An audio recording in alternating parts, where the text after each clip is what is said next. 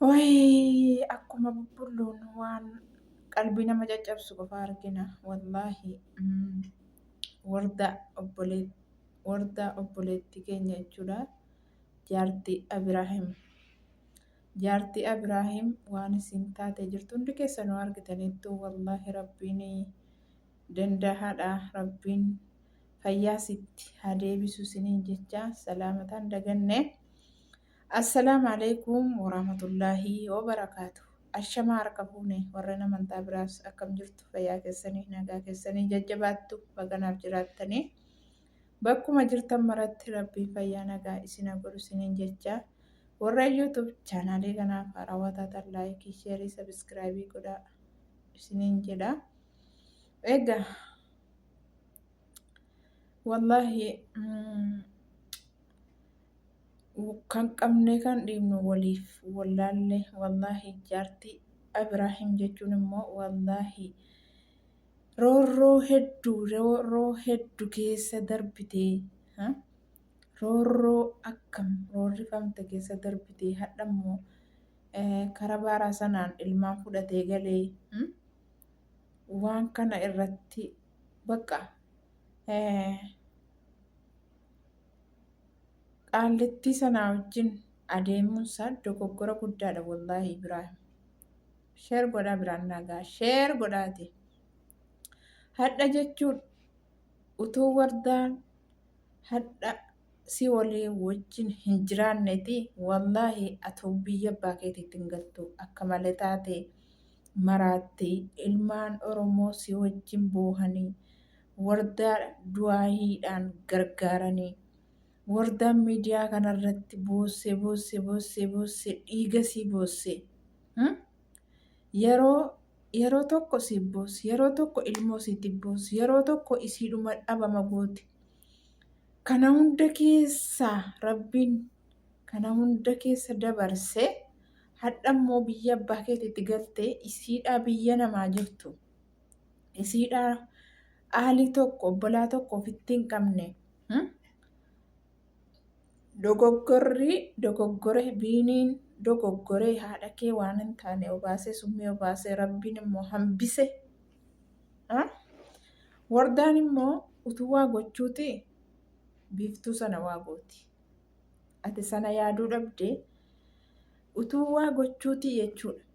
Utuu waa gotee akkam daaraa gochuuti biiftuu sana gooti. Maaliif ilmoo sii waan isinitti gootee namummaa namaa keessaa baaftee si mataa kee garagalchitee namummaa namaa keessaa si baaftee biiftuun jechuudha. Rabbii gaditti si duukaa utuu fiigdu utuu si duukaa deemtu utuu kara kana lixxee achiin lixxee utuu yaa Oromoo koo du'aayinaa godhaa utuu jettu utuu boossu utuu dhiiga boossu rabbiin danda'aadha. Sababa isiidha wallaahi sababa rabbiin siif godhe achi keessaa maraannaa sana keessaa si baaftee ilmaan kee si beeskiftee ilmaan kee maatii kee ofuu wallaalte jireenya kee sitti deebiftee naa jettee biyya namaatii immoo akkamuu ta'u galtee cinqii sana keessa darbitee atillee karaa kanarratti waan isiin sitti gochaa turte nama sitti bittee kana hunda keessa darbitee nama biyya abbaa keetii keessa geessu immoo xiqqoodhuma sii jechuun hin saalfattu ati. Immoo maraannaadhuma sana sitti jira. Hadhagaa haati ilmaan keetii biyya namaa keessatti mataa gadhiiftee kunoogaa bakka shaararra sii jirti akkam jettare. Achi kaatee dhuftee achi Itoophiyaa sana kaatee dhuftee dawaa itti barbaaddattamoo akkam gootare. Isiin dukkanaan roobaan si duukaa akkana rooraa turte jechuudha. Hadha sammuun dhiiraatiif sammuun kennotaa sammuun dhalaa adda addaa isirkaa bahee jira. Lamuu maal isiitti dhiyaate maal isii duukaa deemee maalis wallaane haqqilee isii duraanitti deebisee sammuu isii duraanitti deebise. Miidiyaa irratti fiddee fuudhi sammuu isii xiqqoo hin eegdu reef isiinoo hin tasgabboomne ammallee ofii isiitiyyuu jechuudha. Ergiti galtee biyya geesse biiftuun fuute akka malee gootee egaa rabbiin iyyuu raamata biiftuun sun iyyuu raamata gootee kan biiftuu sanaa wajjin qabde sanatiyyi inuman ajjeesa waldaa itti malee biiftuu iyyuu rabbi laaffiseera. Isiinuu kaleessa jechuudha biiftuu sana harkaa baate ergumati galte hadhammoo niitii sana harka qabattee daarii bishaanii bashannana adeemta jechuudha. Isaa miidiyaa irratti fiddee gadhiifte. Miidiyaa isiin argitu irratti fiddee gadhiifte. Kanas egaa hadha mataan harkaa bahee akkam gochuuf deemta ree?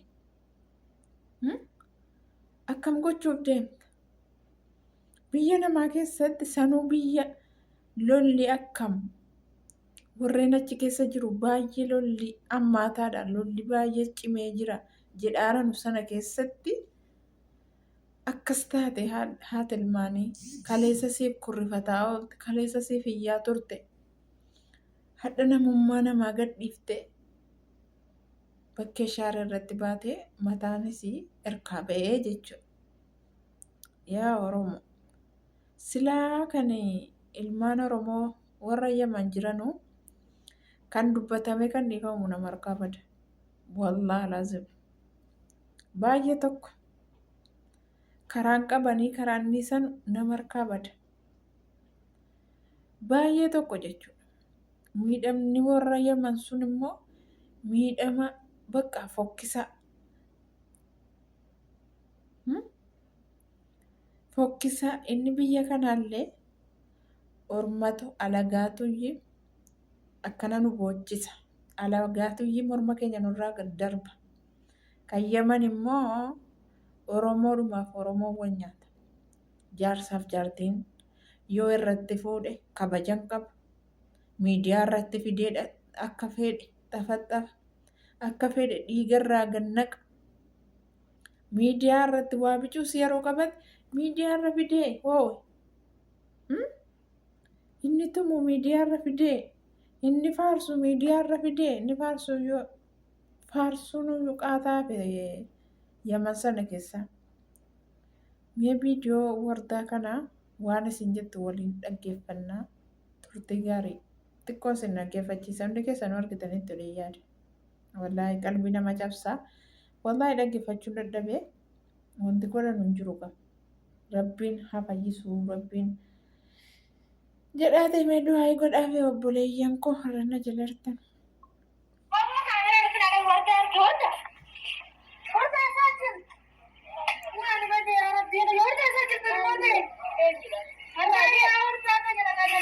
Addunyaa si wallaalte jechuudha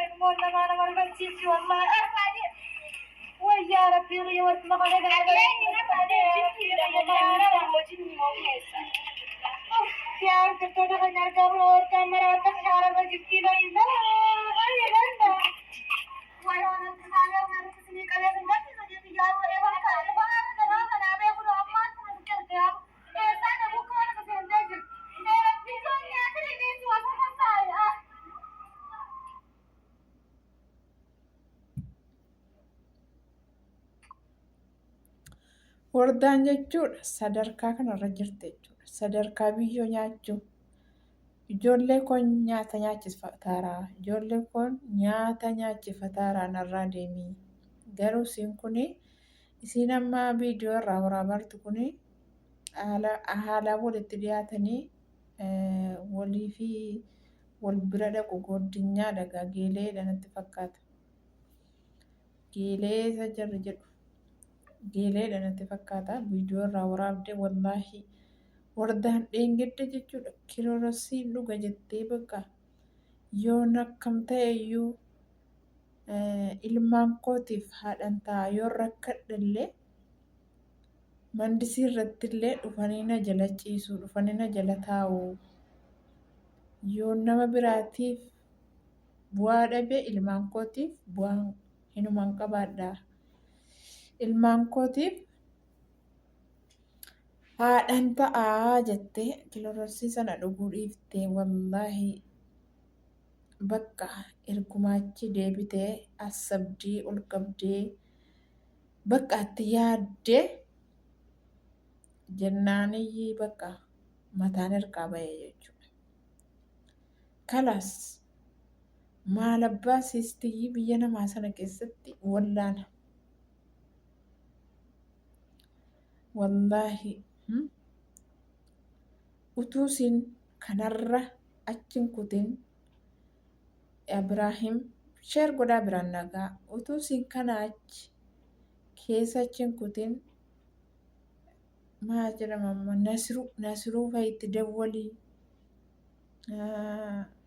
sheekuma achi keessaa isin cinaa dhaabbataa ture sanatti dawwalii akka jarri hatattamaan bukkee dhaabbatanii tasgabbeessanii ol deebisanii atillee ittiin haasoftee bilbilaan jechuudha. Tasgabbeessitee hatattamaan utuu isin kanaa olitti keessaa hin kutin jechuudha. Wallaahi wanti jedhan nama harkaa bada buleeyyan wallaahi laazim nama harkaa bada. Wanti miidiyaa kanarratti argitan wanti tokko wanti kayrii qabu tokko hin jiru maannin jedheen. Viidiyoon tiiktookii kanarra fiigee sagaleen bakka akka malee qalbii na cabsee wallaahi hirribni tokko ergan dhaggeeffadhuuti hirribni na qabuu dide maaluman jedheen keenya kuniin jedhe maaluman jedheen wallaahi rabbiin nuuf birmatu malee. Akkas isiniin jedha viidiyoon isinitti dheerate hamma viidiyoo biraatiif walitti deebinutti nagannaa tura baay'ee du'aayi godhaa fi wardaadha isiniin jedha wardaadhaaf du'aayi godhaa warreen na jala jirtan obboleeyyan du'aayi godhaa fi akka rabbiin wallaahi rabbiin fayyaa sitti deebisutti du'aayi godhaa fi du'aayi waa hunda fayyada du'aayin du'aa kaasaa. Du'aayi godhaa cinaa dhaabbadhaa du'aayiidhaan. Ciao.